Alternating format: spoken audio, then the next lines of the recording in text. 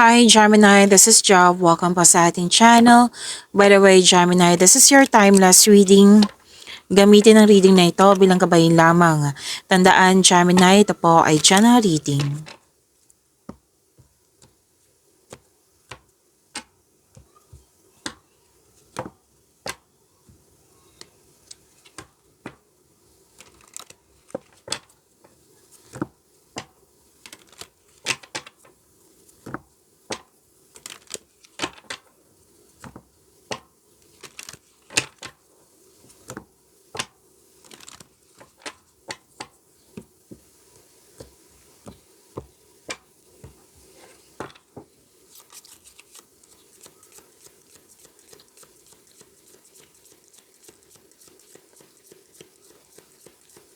Maraming salamat po sa inyong patuloy na suporta sa mga nag-donate, sa mga hindi nag-skip ng ads. Subscribe na po kayo sa ating channel at click bell notification para updated po kayo sa bagong video natin. Para sa mga gustong magpa-reading, comment po kayo ng personal reading and check my reply sa comment section.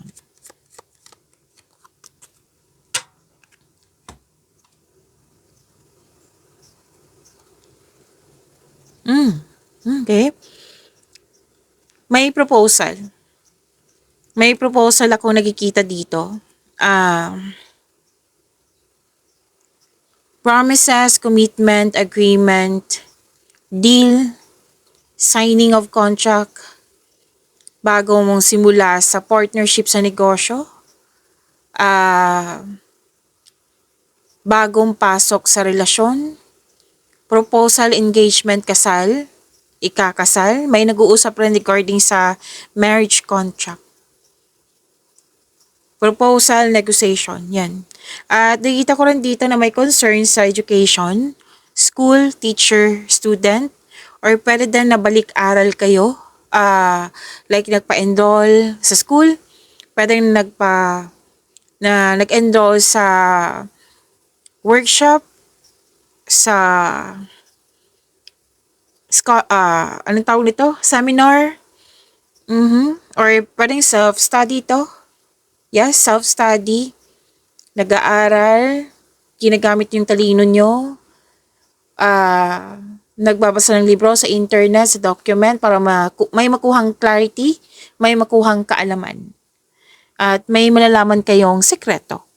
At natuwa kayo sa loyalty and support ng isang tao na malapit sa iyo, or di kaya may, anong tawag nito?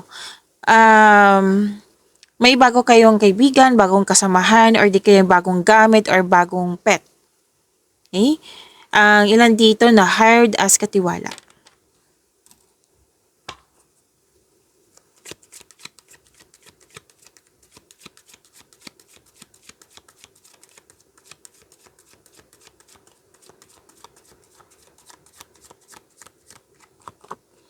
Energy, Gemini.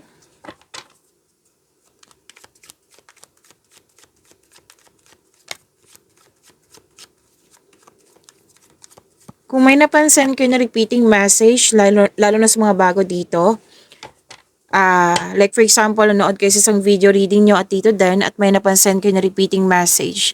Yan po yung pinupush ng cards sa inyo na kailangan nyo bigyan ng atensyon, solusyon at aksyon kung maaari po. So na yung energy ni Gemini.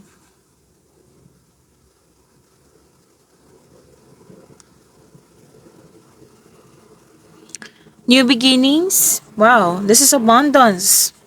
Oo, may abundance pa dito. Actually, kahapon nakikita ko rin po na, actually, this is timeless reading, right? So yung kahapon na upload natin, may gift from the universe, correct me if I'm wrong, pero sa natandaan ko kay Gemini din yun na gift from the universe. Wow, ang ganda naman, Gemini. Gift from the universe, may parating na blessings po. Pwedeng na-receive mo na ngayon.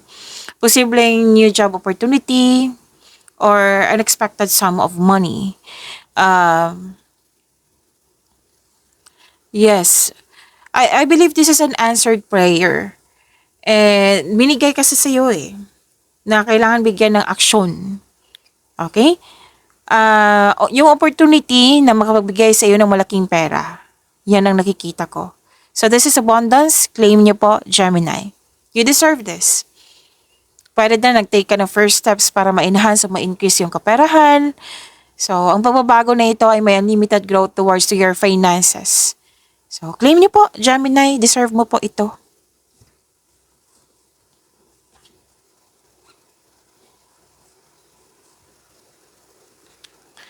Okay. May nakita ko ditong may planong ang couple ang nakikita ko dito na may planong mag-level up. Like, magkaroon ng kasal, before magkaroon ng kasal, dapat mag-iipon muna para sa pagkahanda. Pwede din property kasi may nakita kong property dito. May ilang couple naman na kontento na sa pagmamahalan. Kung ang tanong nyo kung regarding sa single ba to, kung regarding sa single, kung how about single, kasi usually may nababasa ko sa comment section eh. Actually, this is energy. Pwede sa love and romance nyo, career and money, personal life. Yes, may nakita pa rin ako sa mga single. Yun pa rin, sa mga single dyan, kung parati kang nanonood dito, may parating talaga sa inyo. Parating na love or romance para sa mga single. Parati ko yung nakikita sa inyo. Magkaibang cards pero nakikita ko talaga dito.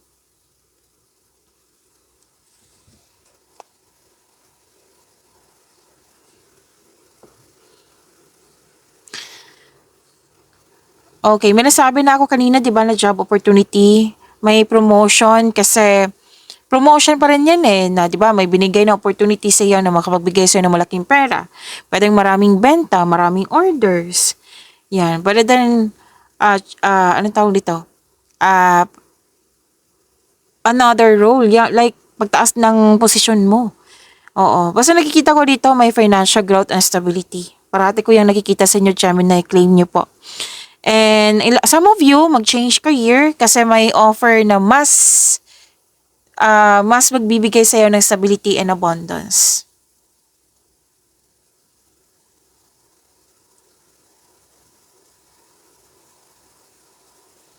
Aminado kayo dito, Gemini, na nakikita ko dito na nag-overthink kayo.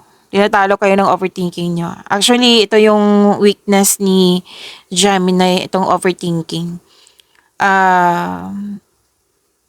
May mga sitwasyon na ako nakikita dito like worried hanggang sa nag-overthink. Oo, nag-overthink. Pwede baliktad, overthink, nag-overthink. Ang ending, naguguluhan na, nag-alala na. Pwede rin overthinking kasi maraming ideas na pumapasok sa iyo. Pwede. So, may nakita rin ako dito na feeling trapped or nagkaroon ng restriction. Para kang nakatali sa isang bagay or sa isang tao at ikaw ay nahihirapan.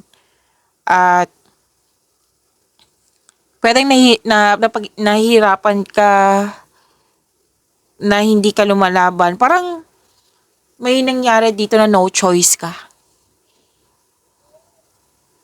Oo. So, stuck sa sitwasyon.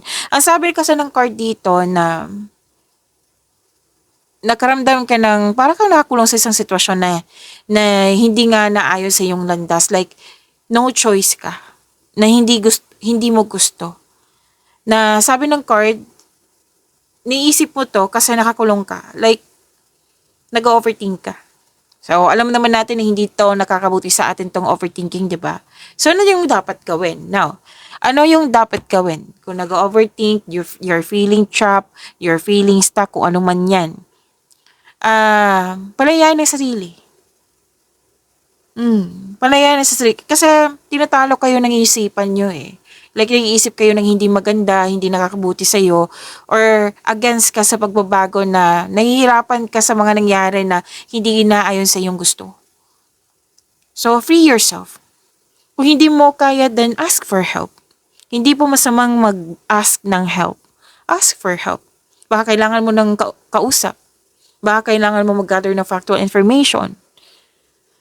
Kailangan po magkaroon ng time for reflection. Kasi sa time for reflection, andyan po yung and mindfulness cues. Andyan po yung masastop yung overthinking na yan eh. Andyan yung solusyon, andyan yung sagot sa inyong mga katanungan, andyan din yung pahinga.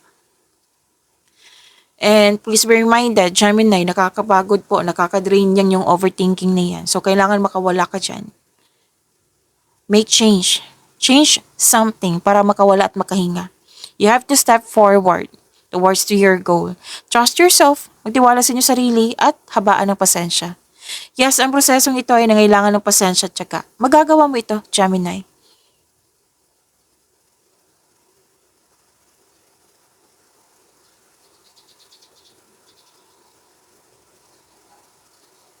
So, the best way is to pray. I-pray mo kay God, humingi ka ng guidance kay God. Isuko mo lahat yung worries mo, yung nagbibigay ng bigat ng nararamdaman sa'yo. Ikaw lang talaga ang makakawala dyan, Gemini. May fear ako nakikita dito eh. Lalo na sa buhay pag-ibig. Like, pwedeng andyan na yung the one mo. Pero aminado ka dito na natatakot kang na tanggapin ito. Kasi feeling mo, baka katulad lang to ng dati na naging trauma ko. Oo. So, this card asks you to allow yourself to experience love again. Deserve yung mahalin, Gemini. Okay?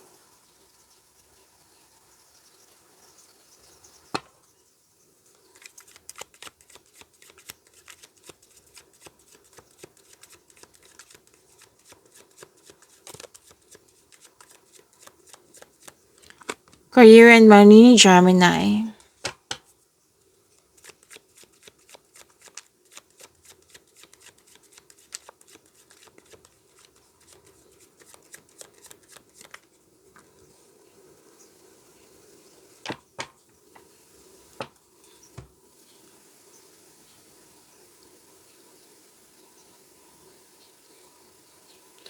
Okay. Malalim pa rin yung iniisip mo.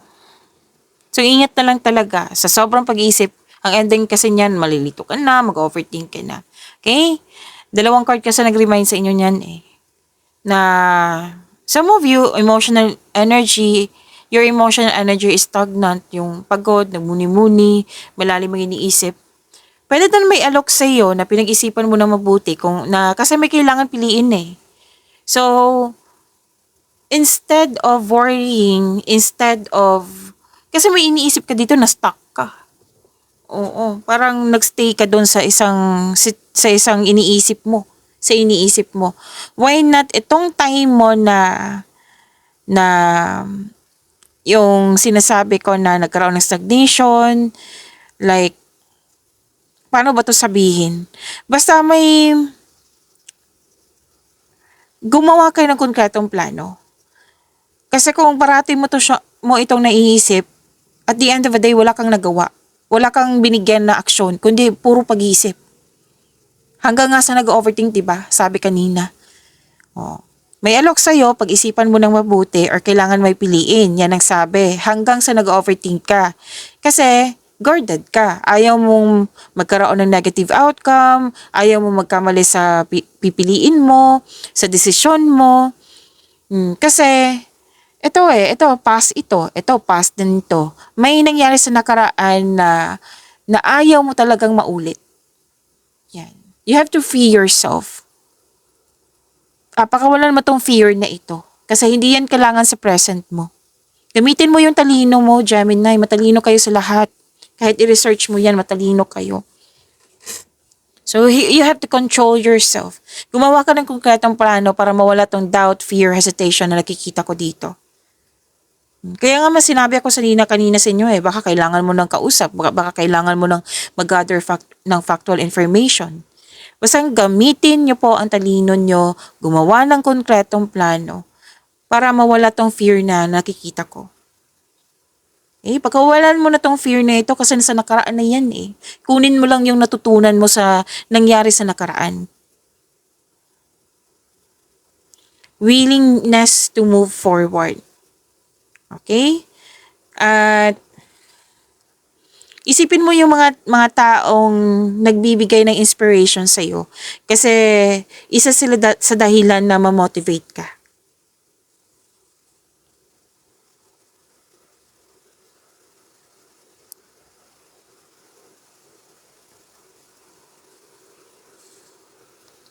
Malakas ang iyong intuition, take chances kasi malakas ang iyong intuition. 'Di ba? Sinabi ko 'yan parati sa inyo, ang intuition po hindi lang sa may malalaman ka sikreto, may malalaman mo yung hindi totoo sa iyo, kundi ang intuition ay siya yung magkakabay sa iyo patungo sa tamang hakbang ng pagkilos, patungo sa right path, patungo sa success. So, mataas ang iyong intuition. And, by the way, lumabas din dito. Yung self-study na nakikita ko, dito, andito din siya. Nag-aaral ka eh. Yung sinasabi ko na factual information, nag-research ka, yan, may nakita kong ganyan. Self-knowledge, at may influence ng feminine energy dito. Pwedeng ikaw to, pwedeng siya. Kung ikaw to, malaking influence mo sa kapwa mo. Pwede din may kausap ka na feminine energy nang siyang dahilan na motivate ka. Pwede.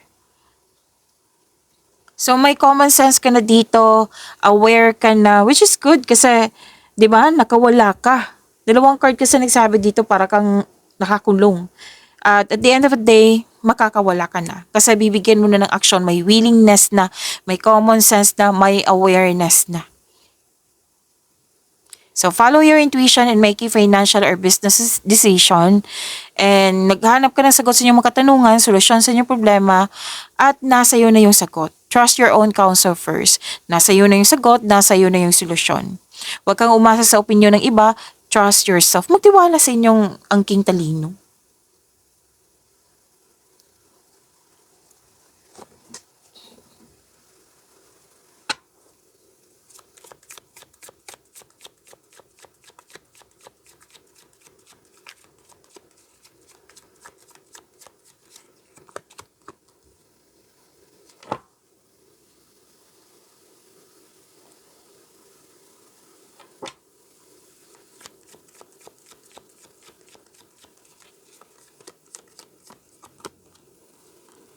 Diba may sinabi dito na abundance? Andito din, may abundance din. By the way, this is your love life, self-love, partnership, and your meds po.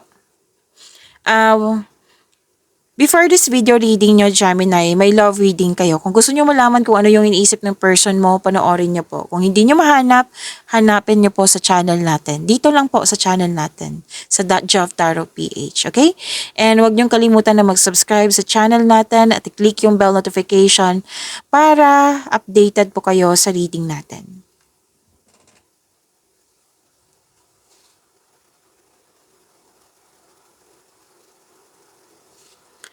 Okay, yung abundance is sinasabi ko, satisfaction andito din. From here, sa energy nyo, andito din po. Thankful ka sa mga biyayang natanggap. You have overflowing abundance, successful and satisfied sa buhay. And wow, nakatanggap ka kasi ng malaking blessings at naging generous kayo sa kapwa mo. This is very good.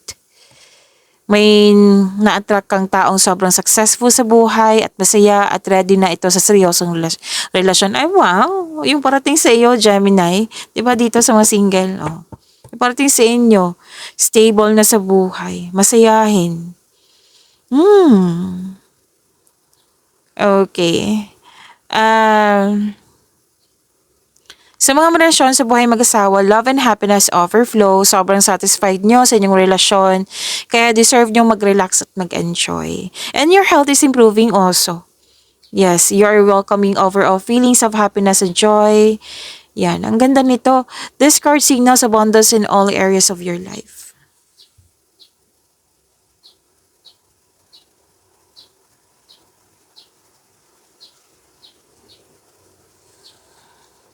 Matibay ang inyong relasyon. Excuse me, kailangan ko mag-burp. Matibay ang inyong relasyon.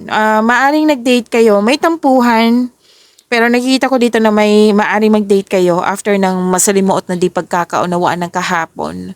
At okay, sa mga single, handa na kayong pumasok sa buhay na pag-ibig. Wow, ang ganda naman.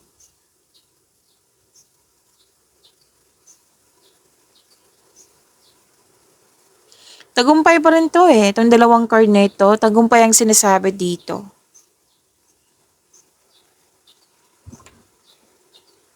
Okay, sinabi ng card dito na balanse ng oras. Opo. magkaroon ng time for yourself, to your partner, to your family. Para, kasi kung hindi mo siya ayusin, mukhang magkakaroon ng tampuhan. Nang dahil sa lack of time. Okay, so overall, this is a sign of abundance lahat. Okay, so sana ma-overcome nyo po tong overthinking na ito. And yan po, pagyamanin nyo po yung blessings na binigay sa inyo, Gemini. See you tomorrow. Maraming salamat.